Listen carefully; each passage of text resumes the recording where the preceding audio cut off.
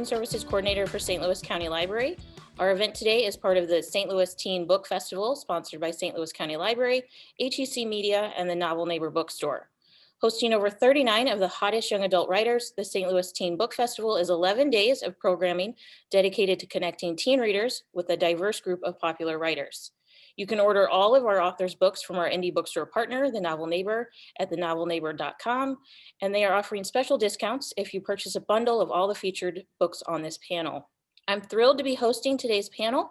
I am a work in progress with 4 amazing contemporary young adult fiction writers, Natasha Diaz, Adib Khorram, Truong Nguyen, and Desmond Hall. With tremendous honesty and vulnerability, our writers discuss mental health, racism, and sexuality, and the many ways teens grapple with understanding identity, ask to be seen, and define their own voices. So to start, we're going to give each of our authors a few minutes to tell us about their new books. So Natasha, would you like to start us off with describing Color Me In? Yeah. So my novel, Color Me In, is a young adult coming of age novel that's actually loosely based off my own lived experience being a multiracial Jewish white presenting woman. Similarly, the main character, Nevaeh Levitz, is a biracial Jewish white presenting teen who is trying to figure out where she fits between her two worlds as her parents get a divorce, and she is splitting her time between the affluent white suburbs she's always known and grown up in and her mother's family home in Harlem, New York City. And there's a lot of New York City in it. There's a first love and a lot of conversations about the multi-ethnic interfaith experience. Right, thanks. Adib? So my latest novel is Darius the Great is Not Okay. No, this is Darius the Great Deserves Better, which is the sequel to Darius the Great is Not Okay. It's not like my brain is smooth and my head is empty or anything, but Darius the Great is Not Okay is about an Iranian-American teenager named Darius Kellner, who's lonely and depressed and nerdy and overweight and doesn't have a lot of friends and feels really out of place in his home of Portland, Oregon. But he has his whole life and sense of self transformed by a trip to Iran to visit his ailing grandfather. And so in Darius the Great Deserves Better, we find him 6 months later back at home in Portland with his first boyfriend and friends on the soccer team and a job that he really likes at a tea store. And he has everything he thought he wanted, but life is still full of pressures and change, and he's not exactly happy, and he has to figure out how to advocate for himself and for what he wants in life. And both titles are really nerdy and full of Star Trek and tea and Iranian food. I also feel like I'd be remiss if I didn't also say that I did write a picture book about the Iranian New Year, Nowruz, which as of this recording is 9 days away, but I think it will be passed by the time any of you at home watch this. But then you can just get it for next year. It's fine. It makes a great gift. Don't judge me. I'm told we're supposed to try to sell our books. That's what everyone keeps telling me. Of course. Truong? Hi, my name is Trung Nguyen, and my debut book is called The Magic Fish. It is a graphic novel about a young boy and his mother who are doing their best to communicate with each other across language barriers.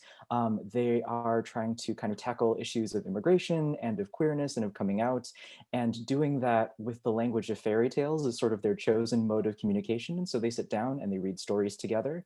The book is largely about examining the imaginations of people that we may not consider how their lives might look all of the time. And so there's a lot of visual research that goes into it. It's about engaging your visual literacy and trying to do your best with the tools that you have to show up for the people that you that are in your life, even though you don't know how exactly to do that all the time. Perfect. Desmond? So, hi, I'm Desmond Hall. My debut novel is called Your Corner Dark. Your Corner Dark is a Jamaican phrase which means pretty much being stuck between a rock and a hard place. My protagonist, Frankie Green, is a Jamaican high school student who gets a full ride scholarship to study in the States. It's a golden ticket, but Frankie's father gets hit by a stray bullet, and Frankie has to come up with quick money to pay for his father's medical expenses. And the only way he can do it is to join his uncle's posse. And this, threatens everything, his dreams, and his very life. The book is about, a great deal of his struggle in making his choices. And it's also about police brutality, which is a major issue in Jamaica. Amnesty International has called for a cessation of extrajudicial killings done by the defense forces. It's also about colorism, which is a holdover from slavery times, where many, this malady, I'd have to say, has caused many Jamaicans to bleach their skin to look lighter because they think they'll be treated better. So that's Your Corner Dark. So just a question for everyone. How much have you drawn on your own personal experiences in writing these stories? And in what ways do your characters, are they like you, and how do they differ? And Natasha, you touched on this a little bit, but if you want to go first. Sure. So, yeah, Color Me In is a fictionalized take of my own experiences as someone who's multiracial, Jewish, and white presenting. For me, I felt like I was really writing the book I didn't have when I was growing up, where I could see a family that reflected my family back to me on the page. And when I did come across multiracial or biracial narratives, I found that they so often focused on the internal struggle of the character. And they're also so often either white presenting or light skinned like I am, which is not indicative of what being biracial or multiracial is for all people who fit in that category. But if they are, I found that the books rarely touched upon the privileges that we have as a result of our proximity to whiteness. And so it was really important to me to make sure that Nevaeh is held accountable for her behavior and for her lack of awareness of that in the beginning of the book, and sort of covering that journey as she's getting to know her Black family that she's really been sheltered from her whole life. And now that her parents are separated, she's being thrust into this world. And so that was an important journey that I feel very lucky to have my entire life, my family engaged with me in conversations about that as I was growing up. And so I was a bit more aware of it at the time. And it always, I was never able to connect to biracial or multiracial characters in books because I never found that as something that was included in the conversation. And so for me, I really wanted to write a book that I felt was true and authentic to my experience, and hopefully to other people who fit in the wide umbrella of being multiracial. Right, excellent. Adib? Yeah, for me, I don't think it's possible really to write a book that doesn't draw in some way from your own experiences. I don't think we as humans are capable of creating in a vacuum, whether it's conscious or subconscious. And so for me, so much of Darius's story was drawn from my own experiences in one way or another, whether that was things that have happened to me or just thoughts I've had, or quite often stealing from other people that I have known. That's why they always say it's dangerous to be friends with writers, because you never know when you're going to end up in a page in perhaps an unflattering way. Like one of my best friends, since I've been like 8 years old, did very famously spit Coca-Cola out of her nose at the lunch table in 7th grade. And when it came time to write a book, I was like, that's a good character quirk, spitting Coke out of your nose when you are made to laugh. But at the same time, I also think it's really important to make sure your characters are different from you. At least I find it's essential, because I need a little psychological distance in order to get at what I think are some truths that I'm trying to get at. And so, for instance, Darius's family makeup is very different from mine. My father is Iranian and my mother is white, and for Darius, it's the opposite. Darius lives in Portland while I live in Kansas City. Darius goes to Iran to visit a family he's never actually gotten to meet before, whereas my family lives in Vancouver, British Columbia, after emigrating from Iran as refugees, and I see them every summer. And so for me, it was really finding points of connection and then finding points of divergence and leaning into them as much as I could to tell a good story. Right. Truong? I think one of the things that I kept hearing from my writer friends is that your first book is always going to be a little bit confessional. So I gave myself total permission to draw from elements of my life really liberally. And what I found was that kind of fictionalizing and remixing certain elements of it really gave me the freedom to explore things in a different way. I think one of the coping mechanisms that a lot of very kind of like verbose and smart people have is that we tend to intellectualize things in order to hold them away from our hearts so that, you know, they don't hurt us and we can examine them and pick them apart. And I think that, you know, writing and making a book is a really excellent way to do that.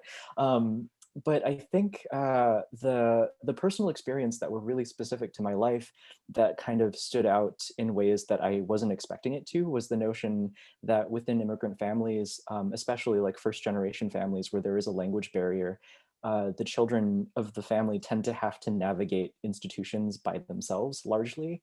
And so their parents are kind of ostensibly there, but they're the ones who have the linguistic know-how and who know how to ask the questions and who kind of know what their expectations are, while their parents maybe largely don't. And it's a really overwhelming thing to be someone very young and, you know, trying to like navigate a school system and to kind of like have your parents sort of in your corner, but not really understanding what choices are being presented to them.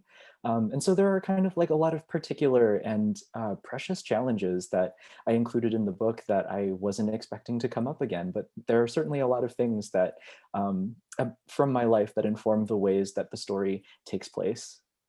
Right. Thank you. And Desmond. There are several things. When I was a boy in Jamaica, it was two American dollars for one Jamaican dollar. The economy was booming, obviously. And my parents and, you know, my aunts and uncles, which I have many of, I guess I've lost several, but they slept with the doors open, you know, because to catch the night breeze. And today, there are over 250 gangs in Jamaica across the island. And this to me has been, you know, heartbreaking and sort of a staggering experience. Over the last several years, the government has called several state of emergencies. In these state of emergencies, they've called out the military to go door to door in areas where there was never any crime before, searching for gang members. In addition to all of that, you know, speaking about the, you know, personal experiences, one of my uncles was murdered in a gang-related incident. So in many ways, writing Your Corner Dark has been a bit of therapy for me. But even though, you know, I have these experiences to draw from, I think that research is really key. And I think that, you know, you can write truth and then many times truth isn't really interesting. I think, you know, our job as fiction writers is to dramatize said truth, to tell a greater truth that resonates with people. And it also sort of keeps you from writing cliche, I think, when you do your research. And my characters are amalgams, you know, for the most part. And, you know, sure, there's some of me in them, has to be. But, you know, I really draw a lot from Jamaica, and I also make sure I do my research. All right. Thank you. Next question, it's for everyone.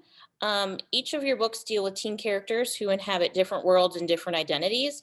How important is it to provide these types of characters and stories to teen readers? Natasha, if you'd like to go first.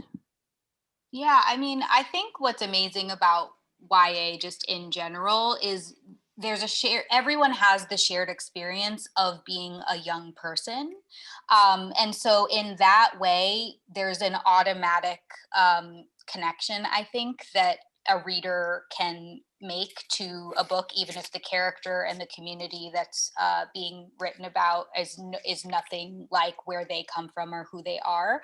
And I think having that immediate shared connection of just understanding that place in life where you're really transitioning from being a child to becoming an adult, and all of the pressures and stresses that come with that.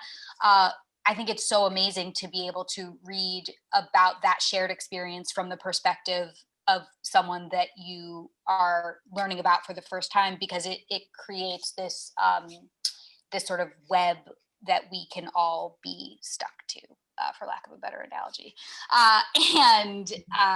Yeah, so I just think that the wider range of characters that we see in books and that are written by people who are authentically members of those communities is only going to be enriching to anyone, whether they're young or older, who reads these books and narratives, and it's going to expand their understanding of just humanity in general.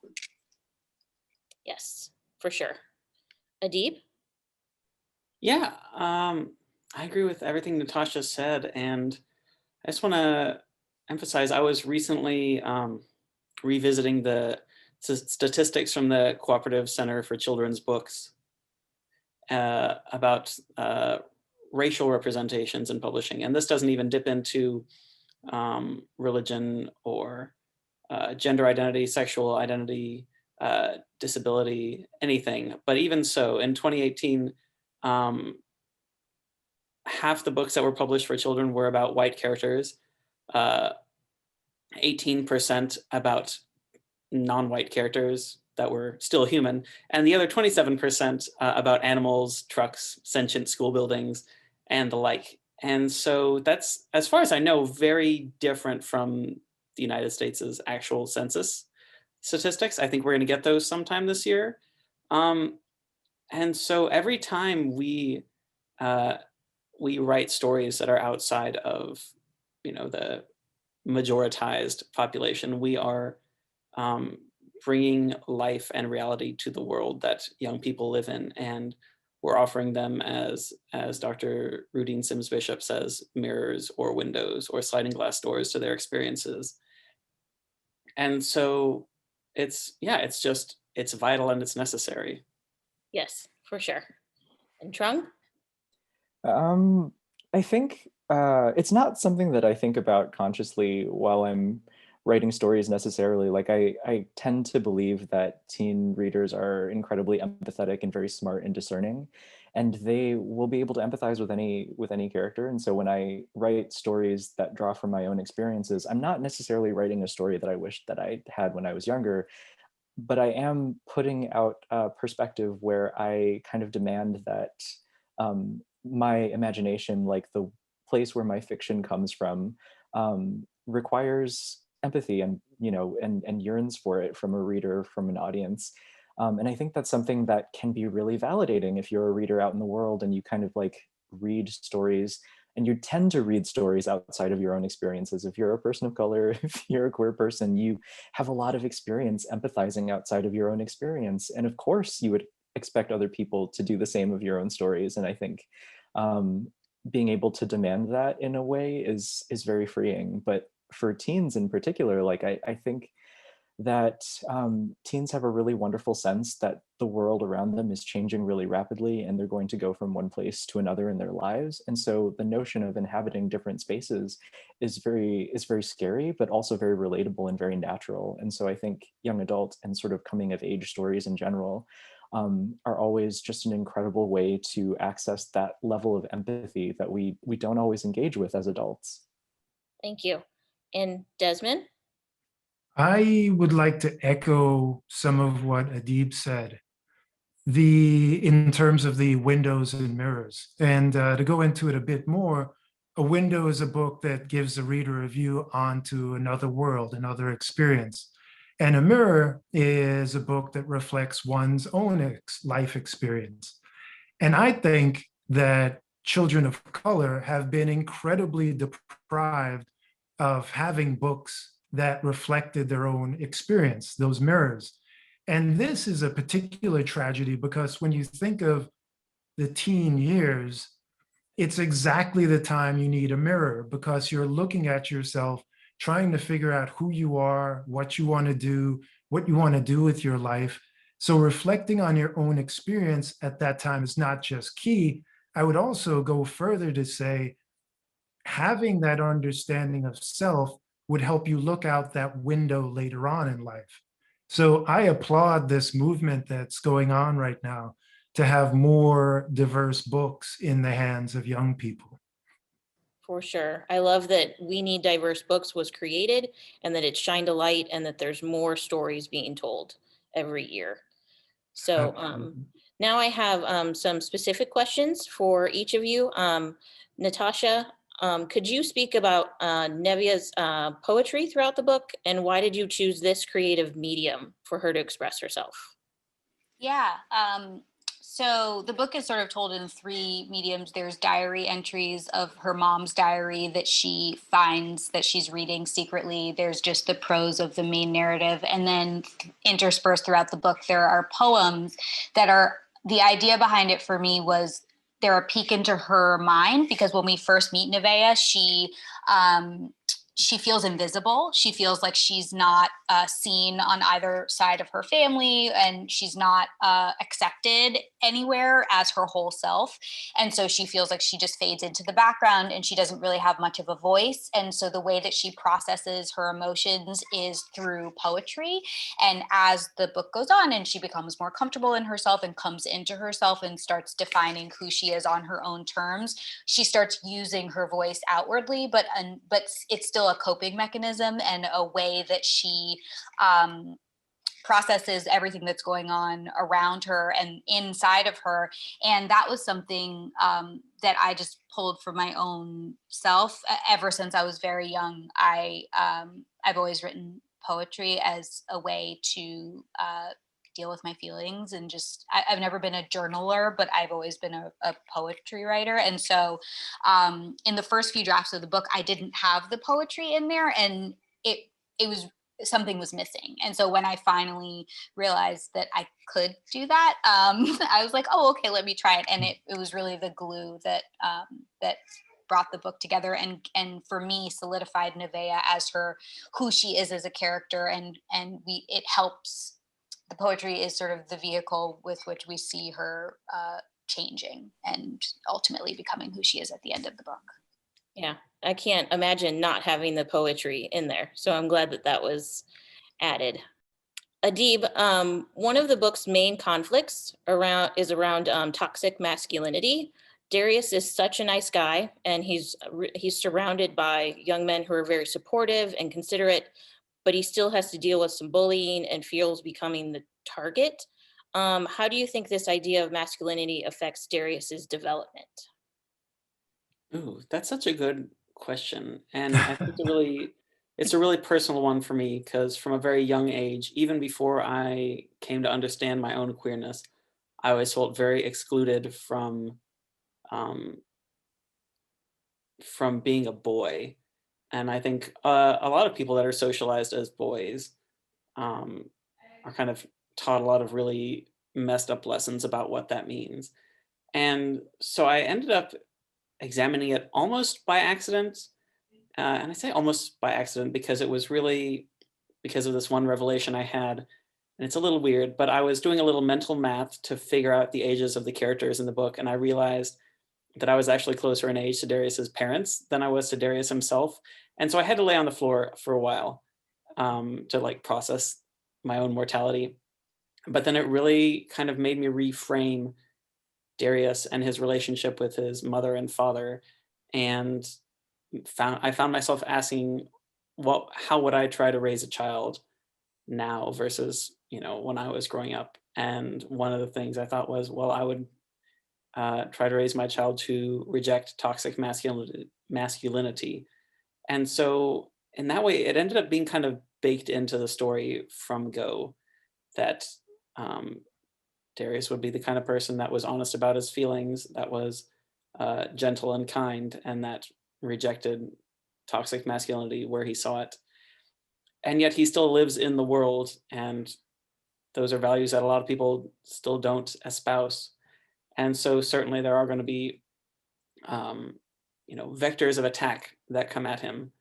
And particularly in Darius the Great Deserves Better, I wanted to show what it could be like in a sports team where often toxic masculinity runs rampant. But what happens if you have leadership from the top, in this case, Darius's coach, who says, that's not how we're going to do it. We're going to do it better. And that was really fun. I think maybe the most exciting thing about writing for teenagers is the tension between showing the world as it is and showing the world as it could be. And that really excites me. And I think that's what I was trying to get at. Yes, thank you. Trung, there are 3 fairy tales interwoven in your graphic novel. Can you tell us how these were important to the story, and how did you choose which fairy tales to include? Sure. So a lot of the point of the story, and not the only one certainly, but one of the things that really struck me and that I was kind of obsessed with personally is the ways that stories kind of have a lineage, how a lot of very old stories survive in different places and change their priorities to kind of reflect the world around them. And so the first 2 stories are different variants of Cinderella. The first fairy tale in the book is a take on an English and German variant of a version of Cinderella called Tattercoats. And then the second story is the Vietnamese iteration of Cinderella, which is much closer related to the like South Chinese version of it. And those stories have a lot of the same tropes, but some of the priorities are shifted around. The characters in fairy tales kind of have what we would identify as a sort of flatness. They're archetypes. They don't really have an internal psychology, really. And so they tell you a lot about the storyteller when those stories kind of come to the fore. And so putting those 2 stories right next to each other and having them embody the visual imagination of the person who is telling the story, the first one being the young boy Tien, and the second story being told by his great aunt, those 2 versions of the same story kind of provide this like visual and also cultural tension so that the reader can sort of come into an understanding that oftentimes stories will shift and that it's kind of okay to let stories go places that you don't really expect them to go. And that sort of gets tied up in the third fairy tale, which is The Little Mermaid. And The Little Mermaid is such a fascinating story for me because it has its roots in legends that became novellas, that became operas before it became published in 1835 by Hans Christian Andersen, and that is sort of the most popular version of the story that we see today kind of floating around. It's a literary fairy tale written by a particular author with a particular point of view. And so the ways that he expressed his feelings of yearning and his queer identity and the ways that he wanted to express love were really fascinating to me. And also just as someone who Anderson being someone who experienced quite a lot of stratified class situations in his lifetime as well, and kind of putting that into a story made The Little Mermaid incredibly prescient and also very relatable as an immigrant story and also as a queer story. And so with the way that the story is told from the perspective of the young boy's mother in The Magic Fish, she sort of tweaks the story a little bit to express something that she really needed her child to hear. And I think that fairy tales are a really excellent vehicle to kind of track the transitions of stories and how to express our priorities through storytelling. Yes, and the way Tien's mother changed the story, because it's not set in concrete, like her aunt said, was just that ending. Oh, just tears. So good, so good. Desmond, could you talk about language in your book and the use of patois and finding a balance in using a language many might not be familiar with reading? So me use the patois, and all the people them overstand nothing. Them tell me them know it, but them don't know it for true. Later on, me have to find out that them don't know what me a chat about at all. So I say that to say, when I first wrote the novel, I had patois that was, much thicker than what I just said. And in Jamaica, most people can speak the quote unquote Queen's English as well as chatting patois. But to my American beta readers, when I brought the manuscript to them with heavy patois, they were very polite, very nice. But I could kind of see that, something wasn't clicking. And when I spoke to, the readers individually, I got to more of the truth. And there were large parts of the manuscript that they just didn't understand. And, it's totally understandable that they didn't.